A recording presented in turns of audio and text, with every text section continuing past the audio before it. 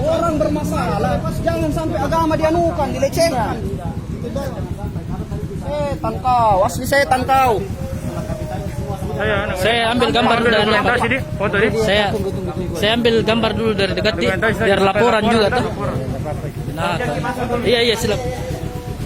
Nah, itu mukanya. Nah, ada salahnya itu Al-Quran itu. La ilaha illallah. Untung polisi yang dapat ini.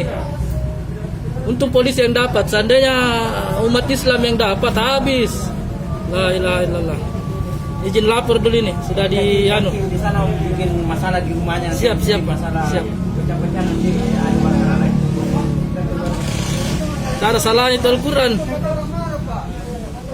Masya Allah.